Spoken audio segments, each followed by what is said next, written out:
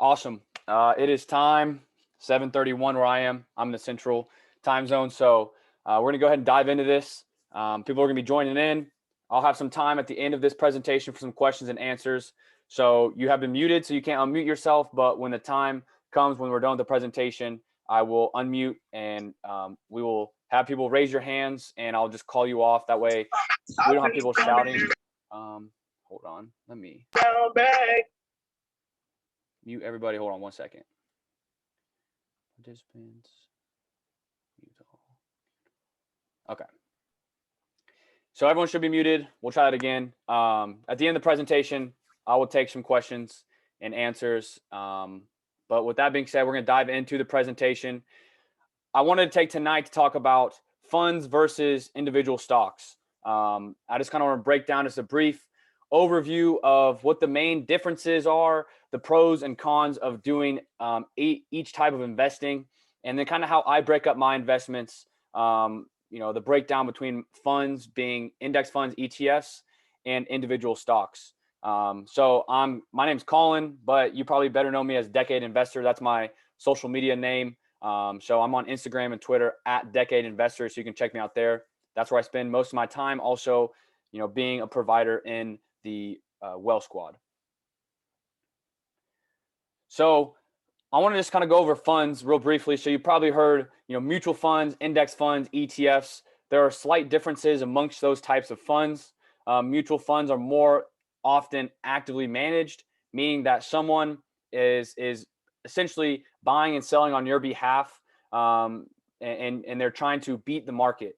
So you invest into them just like you invest into an index fund, but they're actively managed. So someone's in there trying to beat the market. Now, this sounds great in theory, but it's very, very difficult for mutual fund managers to beat the market over the long term. And they usually carry high expense ratios. The average expense ratio is over 0.8% for actively managed mutual funds. So it's just kind of eating away at your earnings and your money within actively managed mutual funds. Index funds is probably what you hear a lot of people talking about. One of the channels in Well Squad is named index funds. So what index funds are usually passively managed funds, meaning that they're just kind of set for different percents. So you can see in this picture here, if I move this up a little bit, that this is VOO, what we're looking at, these holdings. These are kind of how it's already set, right? So 5.7% of VOO is Apple, 5.26% of VOO is Microsoft. And what these index funds are created to do is to track an index. So in this case, VOO tracks the S&P 500, which is the 500 largest companies listed in the United States. There's actually 509 holdings because there's a different, like we can see here, Alphabet has 2 classes of stocks. So just a fun fact that the S&P 500 contains a little more than 500 stocks just because of different class sets of these companies. And then the last one is ETFs. ETFs are very similar to index funds if they're passively managed. But the biggest difference is ETFs buy and sell just like you would buy Apple, like a stock, or Amazon, or Disney, or whatever it may be. They buy and sell during market hours. Index funds and mutual funds will happen. The buy and sell occurs after hours, after the market's been closed. That's when they are priced, and that's when the buys and the sells go through. So those are your kind of 3 types of funds. The pros of these kinds of funds is the idea that your money is automatically diversified once you invest into these funds. So let's say you open up VOO, you want to buy VOO. So you open it up, you pull it up on your screen, and you buy into it. This is a picture of VOO holdings.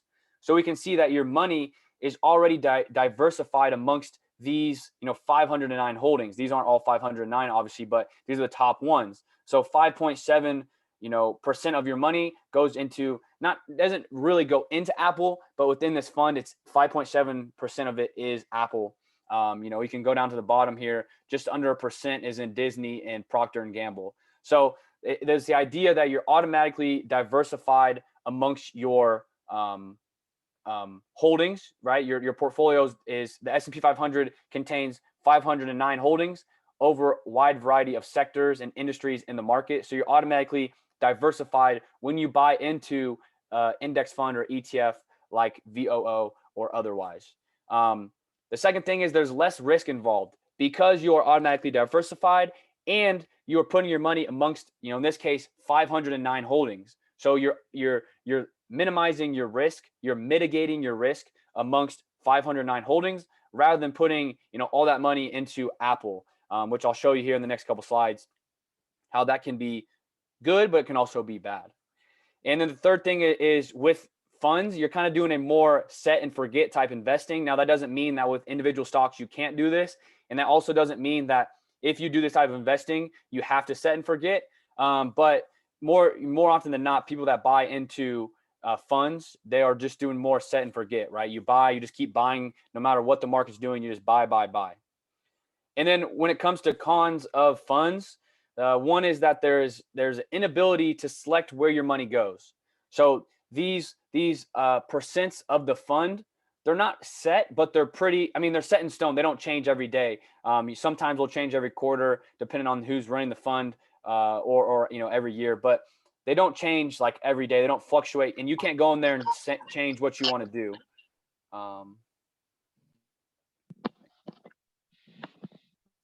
You can't go in there and change, what the percent weights are. So you can't go and say, oh, I want more money in Apple. I want 7% in Apple and I want less into Facebook. That's not the case. When you're investing into funds, you are automatically, these percents are set. You can't change them. So you have no ability to select where your money goes. It's all automatic. The second con is less risk equals less reward, right? So because you're mitigating your risk, there is less potential for massive upside.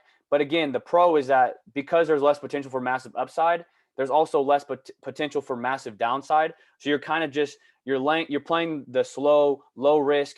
You're just staying with the market. If you're invested into, like a S&P 500, you're just going with what the market goes. But I threw that on there because, just to keep in mind that when you're doing this, you don't expect massive returns. I know last year was a different type of year with the pandemic, the crash and the recovery. But on average, you're not going to see massive returns every year. But you're going to see with the S&P 500 since inception, which is in the 1920s, it's averaged 10 to 11% on each year on average. So you're not going to get these massive returns, but you're also not going to see that huge drop off. You're playing the less risk game here with these.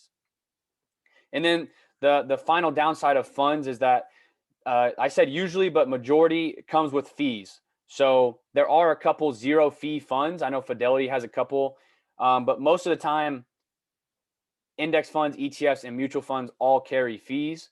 I said on the bottom down there that 0.09% expense ratio is the average fee or expense ratio for index funds, and then 0.82% for mutual funds. So you can see the huge disparity between index funds and mutual funds, how the fees differ. And I know that doesn't seem like a lot, but that actually does come out to be over the course of your portfolio in your lifetime.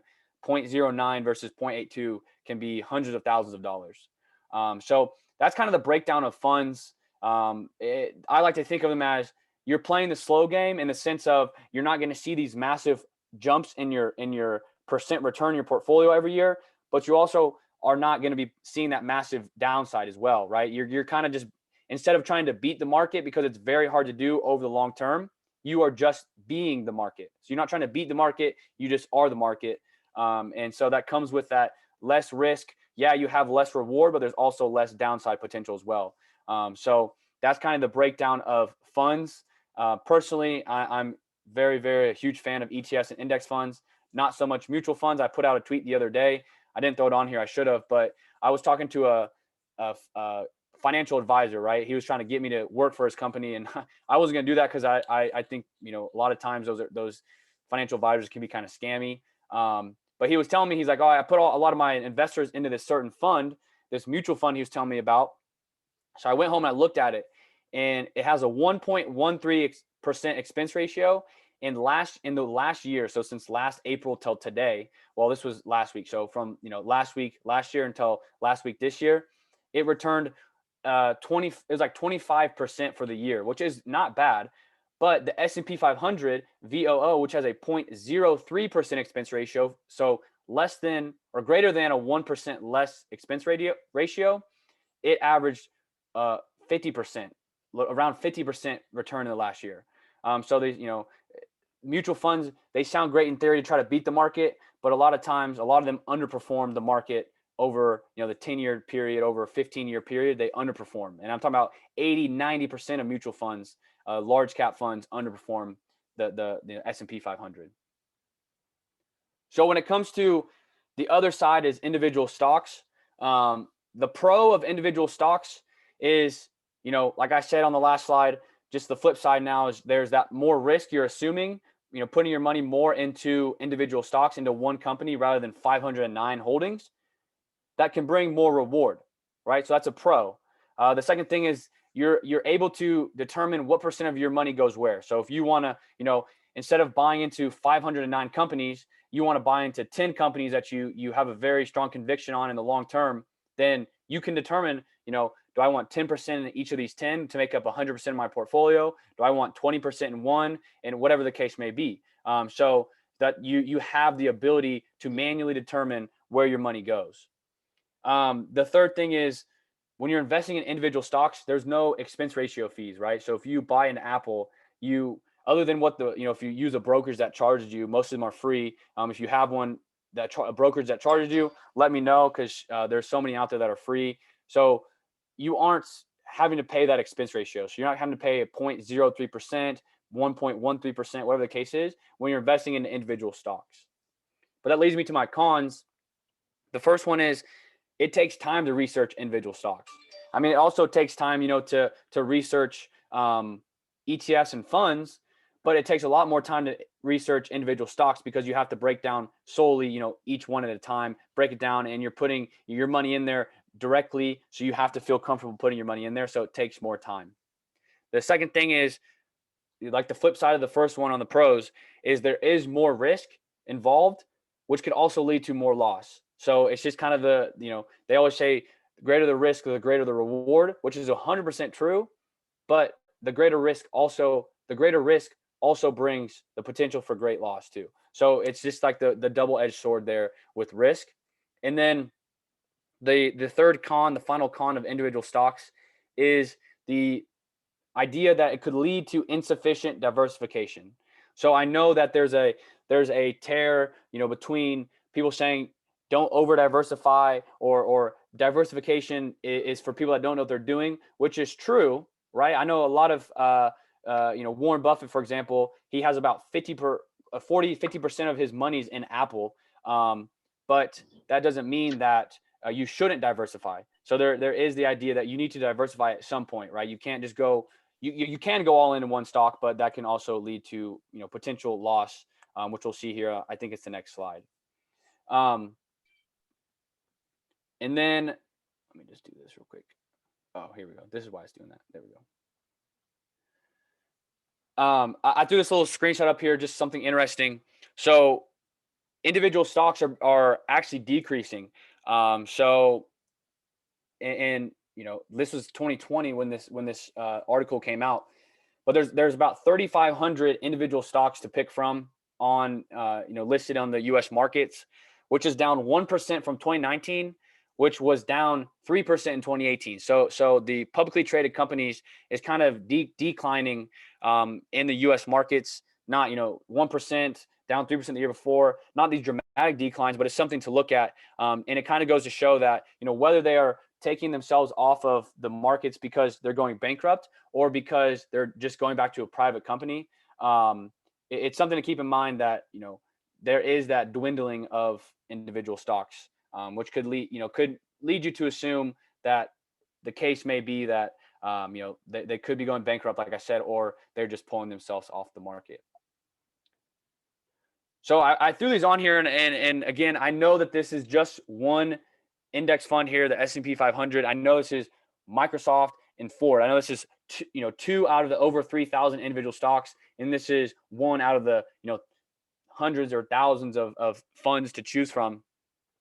But it's just, I wanted to show you the idea of with these funds, that you kind of, in the last 5 years, the S&P 500, the VOO in particular, has returned a little over 100%, right? So around 20% each year on average in the last 5 years, um, which is pretty solid baseline. I mean, 20%, like I said, that 10 to 11% from inception in the 1920s is an average. So these last 5 years has returned, around 20% on average. But if you go back in 2000 or 2008, those were the years where that average draws back down because the market was down. If we look at Microsoft, right, this is an individual stock. We can see in the last 5 years, there's been almost, over 4 times the return in the last 5 years. So 424% versus 103%. So that I put this on here to show you that individual stocks, they bring that more risk, which could lead you to more reward. But if we go down here to Ford, right, the stock price of Ford has actually in the last 5 years declined 9%. So that individual stock idea of, oh, I'll just put my money in individual stocks to beat the market sounds great in theory, but you have to do a lot of research. You have to have a lot of conviction about that stock. If you were in Microsoft, it paid off. If you were in Ford the last 5 years compared to the S&P 500 index, it didn't pay off. So just something to keep in mind. I know, a lot of people don't like looking back on returns historically, and I'm not saying that, this is going to continue moving forward. This is looking back just to educate and to explain. This is in any way guaranteeing in the next 5 years that Microsoft will have these same type of returns. Ford will have this same type of return, or the S&P 500 will have the same type of return. But it's something to look at and just keep in mind the power of, index funds or funds in particular versus individual stocks, the risk that can come, but also the reward or the loss that can come as well. So I want to just kind of break up my investments and kind of just go over what I do. So personally, I do 80% of my investments, all my portfolios combined, if I add them all up, about 80% of them are in funds. And I'm not saying this is what you need to do, and by no means am I saying that. I'm just letting you know what I do, what I feel most comfortable with. I know a lot of investors that are 100% funds. I know other investors that are 0% funds. I know, and anywhere in between. So there's no right or wrong way to do this. It's what you feel most comfortable doing and what, you see fit for your life, where you are in your life, your dependence, where you need the money, your time horizon, your risk tolerance. All these things fall into making personal finance personal, what you see best. But this is what I do. So I have 80% of my money in funds, like I said, and then I have the other 20% in individual stocks.